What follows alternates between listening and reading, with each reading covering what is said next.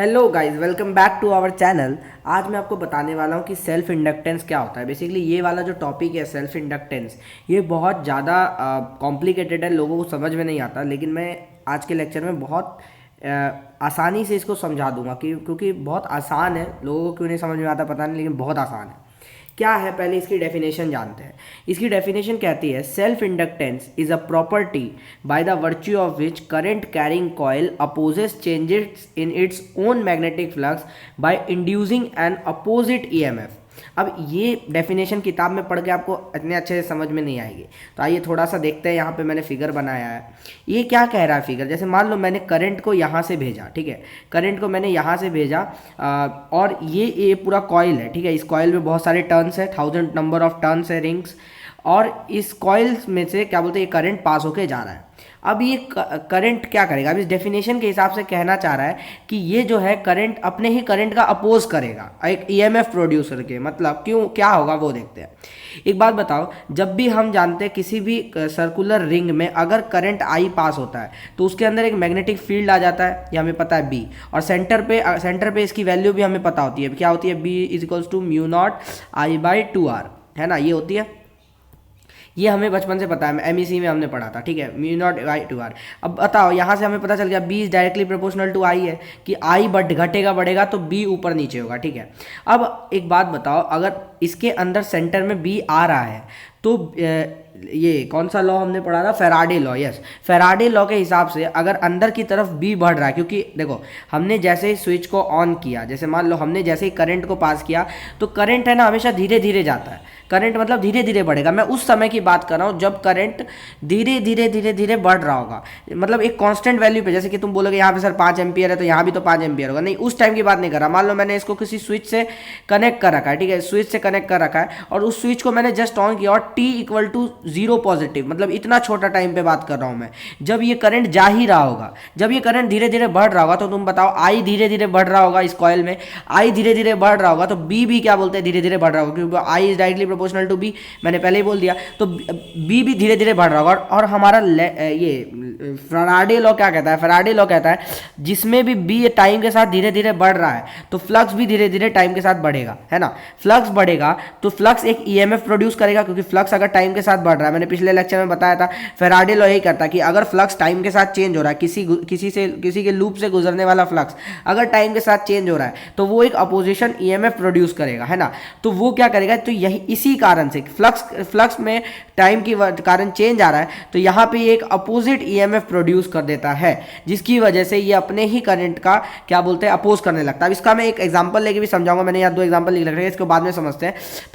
पहले ये समझ लो कि हमने क्या किया, हमें पता है कि करंट यहाँ पे धीरे धीरे बढ़ रहा है, ठीक है, करंट धीरे धीरे बढ़ रहा है, तो बी की वैल्यू हम जानते हैं अंदर क्या होती है, सेंटर पे बी कहीं ना कहीं डायरेक्टली प्रोपोर्शनल होता है आई के, ये हमें सेंटर की वैल्यू से पता है कि बी डायरेक्टली प्रोपोर्शनल होता है आई के, और आई जो है वो डायरेक्टली मतलब आई बी के डायरेक्टली प्रोपोर्शनल, और बी जो है डायरेक्टली प्रोपोर्शनल होता है फाई के, क्योंकि phi is equals to B dot A, हमें पता है, पिछले लेक्चर में पढ़ चुके हैं, phi is equals to B dot A, right. तो फाई भी जो है बी से डायरेक्टली प्रोपोर्शनल है, तो फ्लक्स क्या बोलते हैं, धीरे धीरे चेंज आएगा राइट। तो फ्लक्स में धीरे धीरे, तो फ्लक्स यहाँ से सीधा पता चल गया, flux is directly proportional to I, ठीक है। और यही यहाँ पे यह बात कहता है, यही ये लॉ कहना चाहता है कि जो magnetic flux of a coil है तो वो अपने ही क्या बोलते हैं करंट का डायरेक्टली प्रोपोर्शनल है, और इस प्रोपोर्शनलिटी को हटाएंगे तो यहाँ पे एक एल आई आएगा, ठीक है, एल आई आएगा, इसको बोलते हैं self inductance. This L is called a self inductance. और ईएमएफ कितना प्रोड्यूस होता है, हमें जानते हैं मूविंग कॉइल में फ्लक्स जो चेंज होता है वो D phi by D T होता है, minus D phi by D T, Faraday law में पढ़ा था। और फाई की वैल्यू यहाँ पे मैंने लिख दिया एल आई, तो मैं इसको ऐसे भी लिख सकता हूँ minus D L I by D T. अब एक बार एग्जाम्पल पे आते हैं, जो अब इसको क्लियरली थोड़ा समझने की कोशिश करते हैं कि सर्किट में होता क्या है। मेरे पास यहाँ 2 सर्किट है, एक में मैंने इंडक्टर लगाया है, एक में मैंने इंडक्टर नहीं लगाया। फर्स्ट वाले में इंडक्टर नहीं लगाया, सेकंड वाले में इंडक्टर लगाया। तो इंडक्टर लगाने से और नहीं लगाने से क्या फर्क पड़ता है, जैसे मान लो मैंने इसको t इक्वल टू 0 पे क्या बोलते हैं स्विच ऑन किया, t इक्वल टू 0 पे स्विच ऑन किया, और मैं बात कर रहा हूँ t equal to 0 positive pay.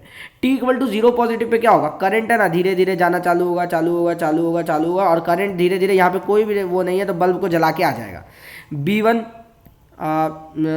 B1 जो बल्ब है, B1 bulb glow fasterly, glow instantly, instantly, ठीक है, ये तुरंत जल जाएगा क्योंकि इसके बीच में कोई रुकावट नहीं। अब यहाँ पे आते हैं सेकंड केस जो हमें समझना है।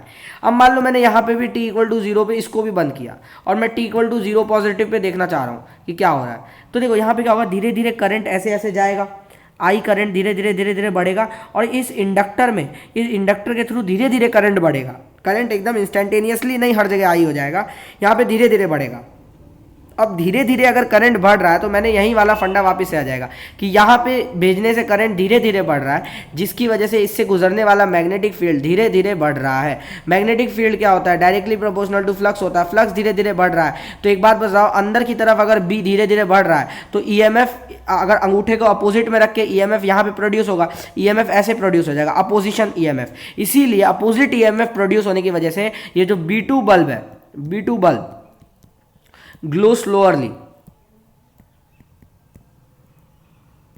B2 बल्ब जो है धीरे जलेगा। इतना beat as a B1 bulb तुरंत जल गया, लेकिन B2 बल्ब तुरंत नहीं जलेगा। क्यों? क्योंकि यहाँ पे इंडक्टर लगा हुआ है। इंडक्टर धीरे कर देगा उस करंट को। क्यों धीरे करेगा? इंडक्टर की वजह से क्या हुआ, इंडक्टर की वजह से ये हुआ कि वहाँ पे ईएमएफ प्रोड्यूस हो गया और उस ईएमएफ को हम लोग इस फॉर्मूले से निकाल सकते हैं, माइनस d∅/dt या माइनस dLi/dt, क्योंकि फाई को मैं Li भी लिख सकता हूँ यहाँ पे इस लॉ से, तो मैं यहाँ पे सीधा बोल दूंगा ये है हमारा। यही कारण होता है कि सेल्फ इंडक्टर में, यही कारण होता है कि सेल्फ इंडक्टर में जो हमारा ये होता है करंट, वो धीरे धीरे बढ़ता है। धीरे धीरे बढ़ने की वजह से क्या बोलते हैं, ये ईएमएफ प्रोड्यूस कर देता है अपने ही करंट का अपोजिशन में। तो एक बार और डेफिनेशन को देख लो, आप समझ में आ जाएगा। क्या लिखा है, property by the virtue of which current carrying coil, जो कॉइल में हमने करंट भेजा है वो अपने ही मैग्नेटिक फ्लक्स का अपोज कर रहा है, मतलब अपने ही मैग्नेटिक फ्लक्स, जो मैंने अंगूठा इधर रखा था अब उसी का अपोज करके मैं अपोजिट में अंगूठा रख के करंट को बाहर रहा हूँ, यानी ईएमएफ प्रोड्यूस कर देता है। तो यही यहाँ से टोटल कहानी है, बहुत आसान है। धन्यवाद।